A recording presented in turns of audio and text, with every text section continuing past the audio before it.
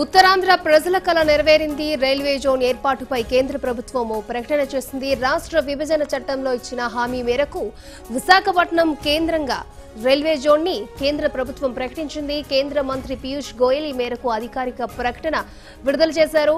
ఈ జోన్ కు south Coast రైల్వేగా నామకరణం చేసినట్లు తెలియజేశారు. ఇక ఇదే అంశానికి సంబంధించి మరిన్ని వివరాలు మా ప్రతినిధి విజయసారథి అందిస్తారు. సారథి, చెప్పండి.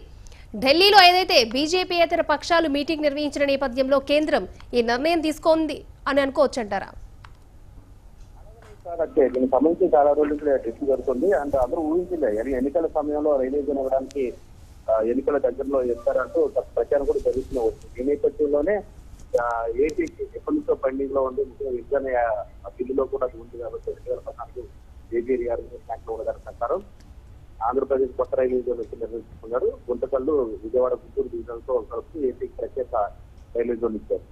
అయితే దీంట్లో వాల్తేరు సగభాగాన్ని కూడా కలిపారు. అంటే దాంట్లో అత్యధిక రెవెన్యూ ఇచ్చే భాగంలో విశాఖపట్నాన్ని హెడ్ క్వార్టర్ గా చూస్తూ దేశం అయితే తీసుకున్నారు. వాల్తేరుని సగభాగం కూడా వస్తుంది.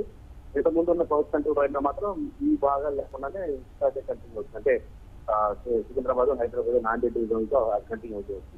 మొత్తం చాలా కాలం నుంచి ఉన్నటువంటి చాలా కాలాన్ని చెప్పండి 4 నుంచి పోరాడుతున్న కాబట్టి ఏపీ ప్రత్యేక తర్వాత అత్యధికమైన ఎక్కువ మంది ఆంధ్రులు డిమాండ్ అయితే కనుక ప్రత్యేక రైల్వేలోనే దానికి అనుగుణంగా నిర్ణయం తీసుకోవడం అనేది బీజేపీపై వెలువడుతున్న అసహనానికి చాలా వరకు తగ్గిస్తుందని చెప్పచ్చు ప్రజల్లో. దీంతో వ్యక్తిస్తారు కానీ ప్రభుత్వం కానీ ఏ విధంగా రియాక్ట్ అవుతే చూడాల్సింది. చాలా మందికి ఉపయోగపడుతుంది.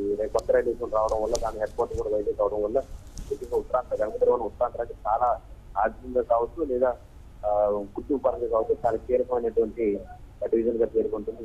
కొత్త రైలు కూడా ఇచ్చే అవకాశం ఉంటుంది. ఇక్కడ ఎంప్లాయ్మెంట్ ఎక్కువ మందికి ఉపాధి కల్పించవచ్చు, ప్రత్యక్షంగా కానీ పరోక్షంగా కానీ. ఎలా చూస్తే కూడా ఏపీకి ఇది ఒక పెద్ద వారమని చెప్పాలి. మరి దీని కొంత లేట్ అయినా కానీ చివరికి సహకారం కావడం చాలా అనేది ఉత్తరాంధ్ర ప్రాంతంలో చాలా ఆనందోత్సవాలు రేగుతున్నాయని చెప్పాలి. మరి దీంతో రియాక్షన్ ఏ విధంగా ఉంటాయో రేపు మార్నింగ్ నుంచి తెలుస్తారు. దీనికి సంబంధించి అంటే ముఖ్యంగా బీజేపీ కేంద్రం అన్యాయం చేసిందంటూ టీడీపీ పదే పదే ప్రచారం చేసింది కదా, మరి ఈ ప్రకటనతో టీడీపీ దీని గురించి ఎలా స్పందిస్తుందంటారు?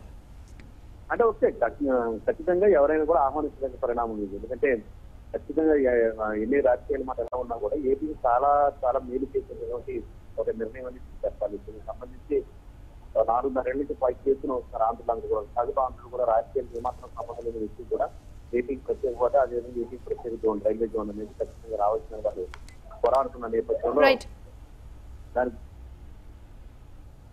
Thank you sir.